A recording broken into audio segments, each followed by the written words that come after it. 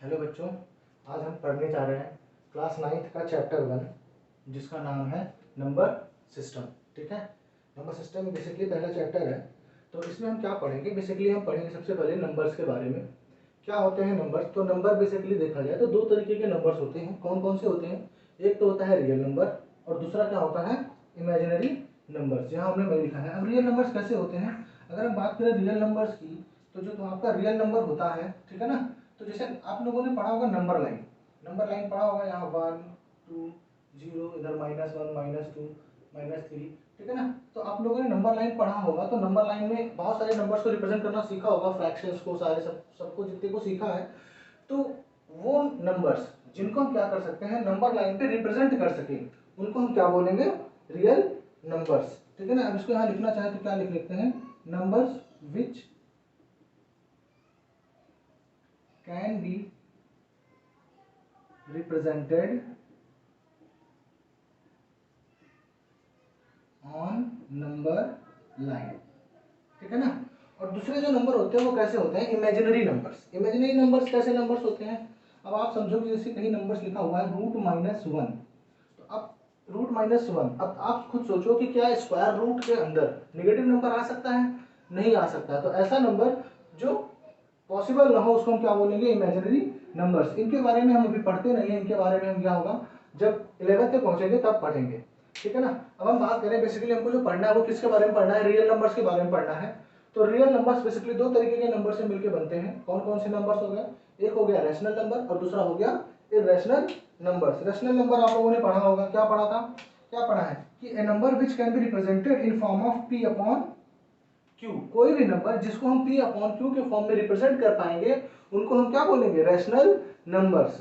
ठीक है ना। यहाँ पे याद रखना कंडीशंस है क्या? p and q are integers होने चाहिए। p एंड q हमेशा कैसे होने चाहिए? इंटीजर्स होने चाहिए। और सबसे इंपॉर्टेंट क्राइटेरिया क्या है? q not equal to 0। q की वैल्यू कभी 0 नहीं हो सकती। अगर कोई भी रैशनल नंबर है तो हम उसको p अपॉन q के फॉर्म में जरूर से जरूर क्या कर सकेंगे? उसको हम कन्वर्ट कर पाएंगे। वही इर्रेशनल नंबर की बात करें तो ऐसा नंबर जिसको हम p अपॉन q के फॉर्म में रिप्रेजेंट ना कर पाए, जैसे एग्जांपल √3, ऐसे नंबर जो परफेक्ट स्क्वायर नहीं है। √5, इसमें और एग्जांपल हम पढ़ सकते हैं क्या? पाई। आप लोगों ने पाई पढ़ा होगा। उसके बाद ई इसको बोलते हैं एक्सपोनेंशियल। ठीक है ना। अब आप लोगों ने पाई पढ़ा होगा। एक्सपोनेंशियल के बारे में तो नहीं पढ़ा होगा, ठीक है ना, लेकिन पाई के बारे में पढ़ा होगा। पाई की वैल्यू आप लोगों ने पढ़ा होगा 22/7। लेकिन फिर आप ये बोलोगे कि सर इसको हम p/q के फॉर्म में तो लिख पा रहे हैं, तो ये रैशनल नंबर क्यों नहीं है? बेटा ये इस वजह से नहीं है क्योंकि जो पाई की वैल्यू 22/7 होती है वो इसकी अप्रोक्सीमेट वैल्यू होती है। कैसी वैल्यू होती है? अप्रोक्सीमेट होती है, ना कि क्या होती है? एग्जैक्ट वैल्यू होती है। पाई की वैल्यू बेसिकली जो हम डेसिमल में पढ़ते हैं 3.14, इसके आगे डॉट डॉट डॉट पढ़ते हैं ना, वो उसकी एग्जैक्ट वैल्यू होती है पाई की। ठीक है ना। इसलिए पाई अगर पूछा जाए कैसा नंबर होता है तो पाई एक इर्रेशनल नंबर होता है। अब हम बात करें रैशनल नंबर्स की। हमको जो मेनली पढ़ना है वो क्या पढ़ना है इस चैप्टर में? अभी रैशनल नंबर्स के बारे में सारा पढ़ना है। ठीक है। अब आगे पढ़ते हैं रैशनल नंबर्स के बारे में। इसको हम इरेज कर लेते हैं। आप सब इसको नोट डाउन कर लो। 2 मिनट का टाइम देते हैं, इसको नोट डाउन कर लो। उसके बाद फिर हम रैशनल नंबर्स के बारे में पढ़ते हैं।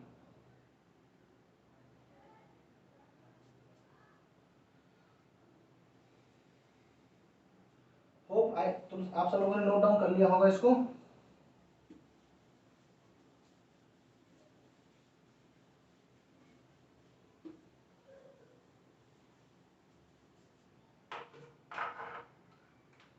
अब हमको बात करना है रैशनल नंबर्स।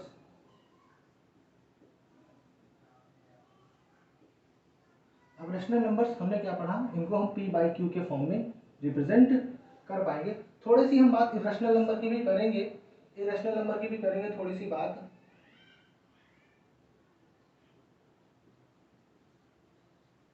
क्योंकि यहाँ पे इसकी भी जरूरत पड़ेगी हमको।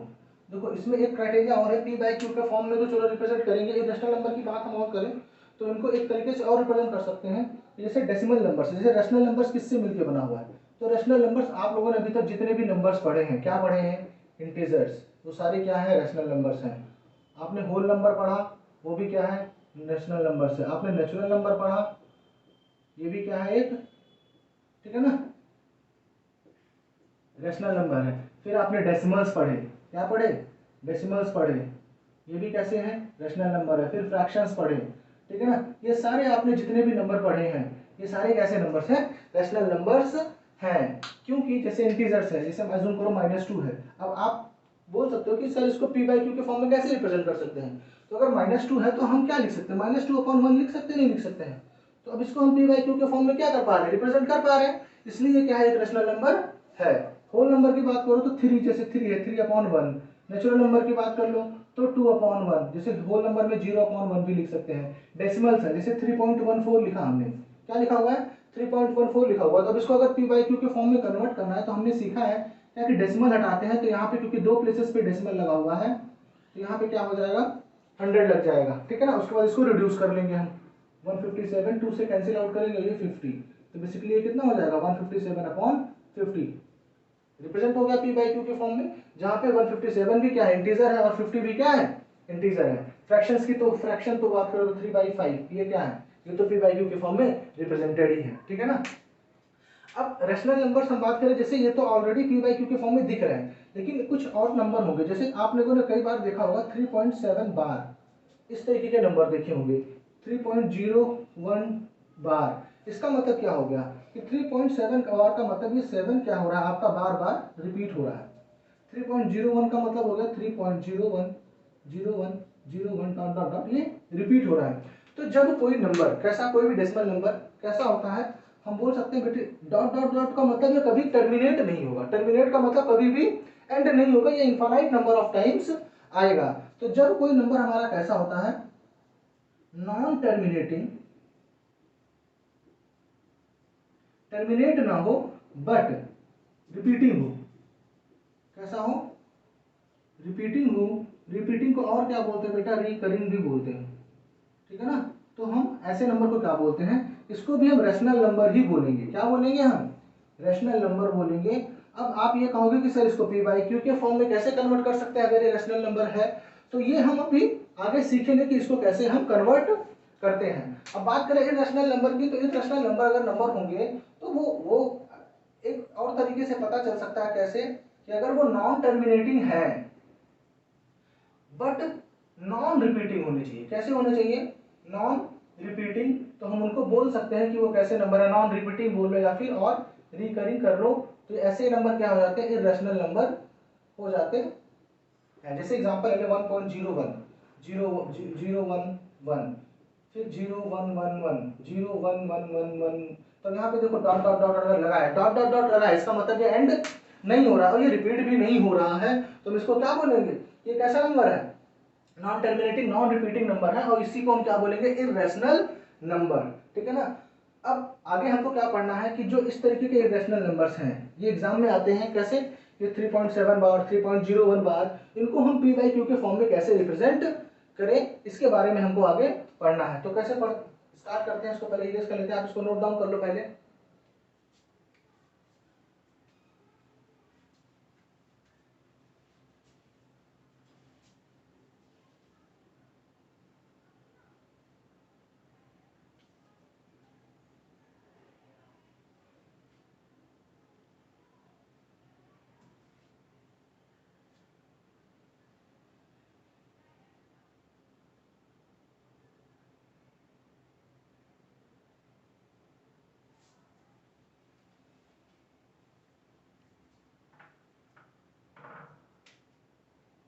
होप आप सबने नोट डाउन कर लिया होगा, इसको इरेज करते हैं फिर आगे।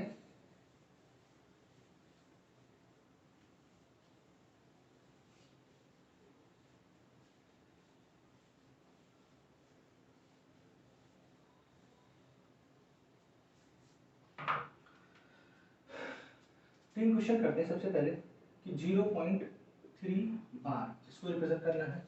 सेकंड क्वेश्चन करते हैं क्या कि as equal to 1.27 bar. Third question ये कर लेते हैं क्या 1.001, इस सिर्फ 0.1 पे बार लगा हुआ है, ठीक है ना। पहले ये तीन क्वेश्चंस करते हैं, उसके बाद आगे फिर आगे और टाइप के क्वेश्चंस करेंगे। सबसे पहले बात करें 0.3 बार कैसे सॉल्व करना होता है। सबसे पहला स्टेप क्या है कि इसको एज्यूम कर लेते हैं कि ये x है, let x is equal to 0.3 bar. इसको एक इक्वेशन फर्स्ट एज्यूम कर लो। अब हमको यहाँ पे क्या देखना होता है बेटा, हमको ये देखना है कि डेसिमल के बाद ऐसे कितने नंबर हैं जिसपे बार लगा हुआ है। तो यहाँ पे तुमको क्या दिख रहा है कि 3 सिर्फ एक नंबर है जिसपे बार लगा हुआ है। तो हमको क्या करना होगा, इस इक्वेशन को, पूरे इक्वेशन को मल्टीप्लाइड बाई 10 करना पड़ेगा। क्यों 10 करना पड़ेगा, क्योंकि यहाँ पे एक प्लेस पे बार लगा हुआ है। अगर 2 प्लेस पे लगा होता तो 100 से करते, 3 प्लेस पे लगा होता तो 1000 से करते। तो यहाँ पे हमको किससे करना पड़ेगा, 10 से करना पड़ेगा। तो क्या लिखेंगे यहाँ पे, मल्टीप्लाई द इक्वेशन बाय 10। अब जब 10 से मल्टीप्लाई करोगे तो इसको क्या लिख सकते हैं, 10x 0 पॉइंट, अच्छा ये 3 बार लिखा है, अभी तो हमने पढ़ा, क्या इसको बार बार रिपीट करेगा कि नहीं करेगा ये। तो इस तरीके से एक्सपेंड भी कर सकते हैं।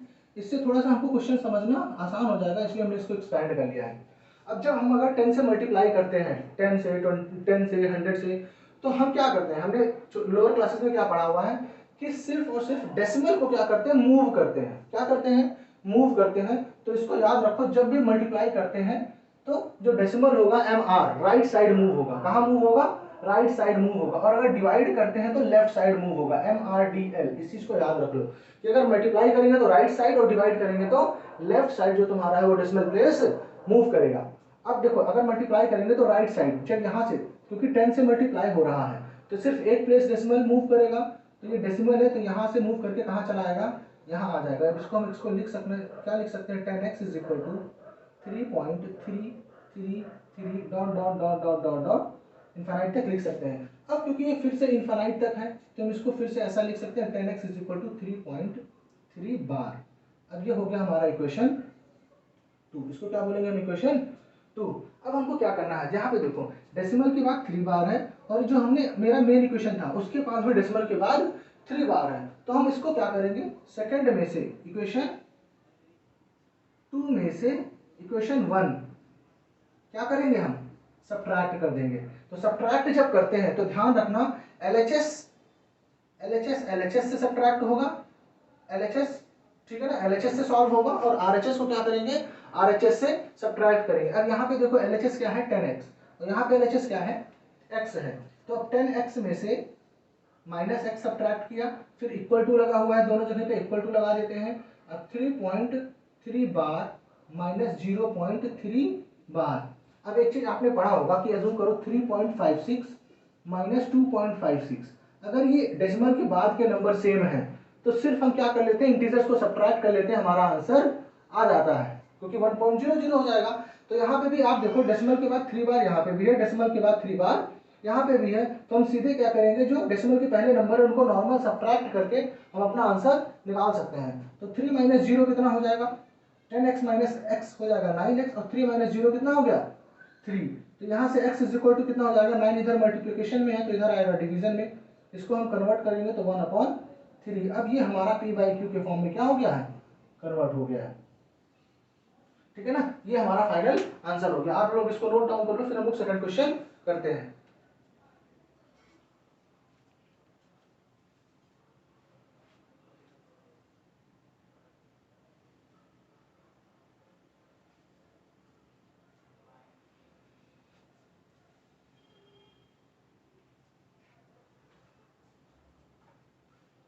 होप नोट डाउन कर लिया होगा आप लोगों ने, या स्क्रीनशॉट ले लिया होगा। अब सेकंड क्वेश्चन की बात करें,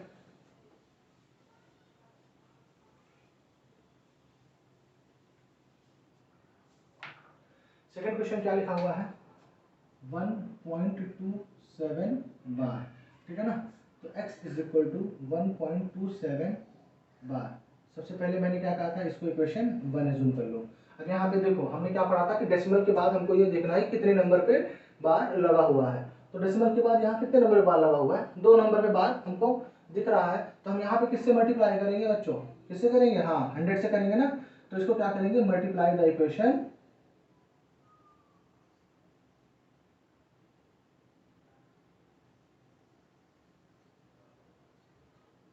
बाय 100।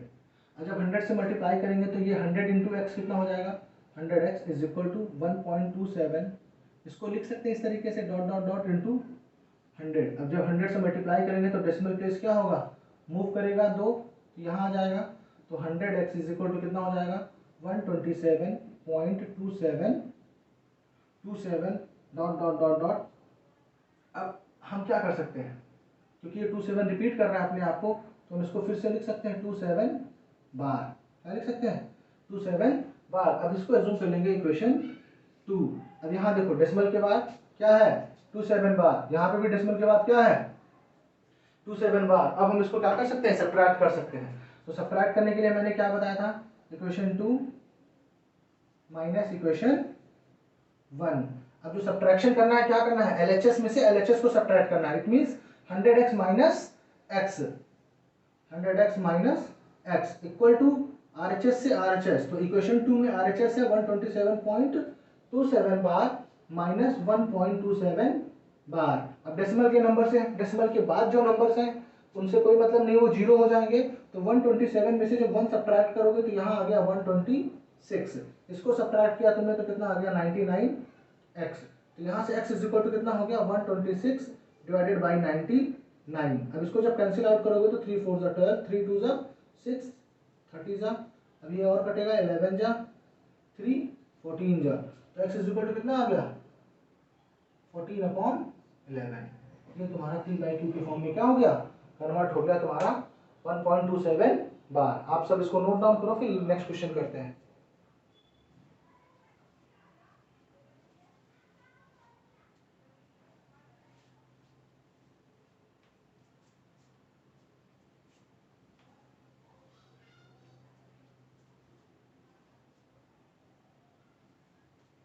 बुक नोट डाउन कर लिया होगा?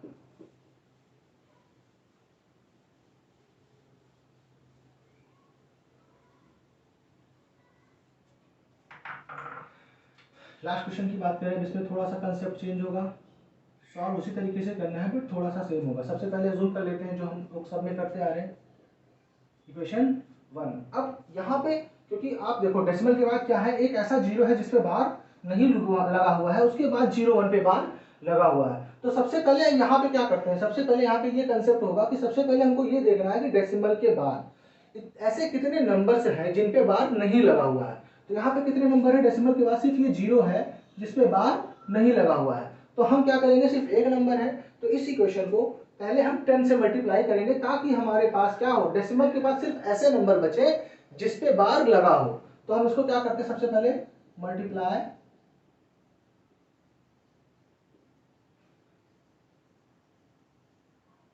Equation by 10। तो जब इसको 10 से मल्टीप्लाई करोगे तो कितना हो जाएगा? 10x इज इक्वल टू 10 से मल्टीप्लाई करने पे डेसिमल प्लेस मूव कर जाएगा। खैर वो नेक्स्ट स्टेप में करते हैं, अब मैं इसको स्पेंड नहीं कर रहा। अब इसको क्या हो जाएगा? 10x इज इक्वल टू 10.01 बार। ये इक्वेशन हो जाएगा हमारा 2। अब हमको यहाँ पे क्या देखना है कि डेसिमल के बाद ऐसे कितने नंबर है जिसपे बार लगा हुआ है। तो यहाँ पे कितने नंबर दिख रहे हैं तुमको? 2 नंबर दिख रहे हैं। तो फिर से किससे मल्टीप्लाई करना पड़ेगा? क्या कहा था? एक नंबर होगा तो 10 से, 2 नंबर होगा तो 100 से। तो यहाँ किससे मल्टीप्लाई करें? 100 से। तो क्या लिखेंगे? Multiply the equation by 100। तो जब 100 से मल्टीप्लाई करेंगे, अब सिर्फ सेकंड इक्वेशन को मल्टीप्लाई करना है। तो 100 multiplied by 10x is equal to 10.01 bar multiplied by 100। अब हमको पता है कि अगर इसको मल्टीप्लाई करेंगे तो कितना हो जाएगा? 1000x और ये कितना हो जाएगा? 1001.01 बार। ये इस क्वेश्चन हो जाएगी कितनी? 3। अब ये कैसी आए देखो, वैसे हम लोगों ने पढ़ा था, क्या लिख सकते हैं? 10.01 डॉट डॉट डॉट होकर लिख सकते हैं। जब इसको 100 से मल्टीप्लाई करेंगे तो हमारा क्या होगा? डेसिमल प्लेस यहाँ मूव कर जाएगा, नहीं मूव कर जाएगा। तो ये कितना हो जाएगा? 1001.010101 डॉट डॉट डॉट। अब इसको हम क्या लिख सकते हैं? 01 बार लिख सकते हैं। तो हमने उसको डायरेक्टली कर दिया है, क्योंकि आपको ना ये नहीं भी दिखाओगे एग्जाम में तो कोई दिक्कत नहीं है, आप यहाँ पे भी दिखाओगे तो पूरे मार्क्स मिलेंगे। ठीक है ना? अब हमको देखना क्या? डेसिमल के बाद देखो यहाँ पे भी 01 पे बार है। अब देखो यहाँ पे देखो डेसिमल के बाद 00 एक नंबर है, उसके बाद 01 पे बार है। हमने क्या पढ़ा? अगर हमको 1.56 बार से 1.56 में से 0.56 सब्ट्रैक्ट करना है, तो यहाँ देखो डेसिमल के बाद एग्जैक्टली सेम नंबर होना चाहिए, तभी हम इंटीजर में से 1 - 0 करेंगे तो आंसर 1 आएगा। तो यहाँ पे भी हम क्या कर सकते हैं? इसमें से सब्ट्रैक्ट नहीं कर पाएंगे इसको। यहाँ पे देखो डेसिमल के बाद 0 1 बार है, यहाँ पे भी डेसिमल के बाद 0 1 बार है, तो इसका मतलब हम क्या करेंगे अब यहाँ पे इक्वेशन 3 में से इक्वेशन 2 को सब्ट्रैक्ट करना पड़ेगा यहाँ पे, ठीक है। तो आप जब सब्ट्रैक्ट करोगे तो क्या हो जाएगा 1000x, फिर से LHS minus LHS 10x is equal to 1001.01 bar minus 10.01 bar. 1000 minus 10 कितना हो जाएगा 990x इज इक्वल टू, ये तो जीरो हो गया, 1001 माइनस जीरो कितना हो जाएगा, तो ये हो जाएगा 991। तो x इज इक्वल टू कितना हो जाएगा 991 डिवाइडेड बाई 990, ठीक है ना बच्चों। तो आज के लिए इतना काफी है, ठीक है ना। आप प्रैक्टिस करो, मैं कुछ प्रैक्टिस क्वेश्चन दे देता हूँ, ठीक है ना। आप उसको प्रैक्टिस करना, आप प्रैक्टिस क्वेश्चन यहाँ नोट डाउन कर लो, तब तक इसको नोट डाउन करो।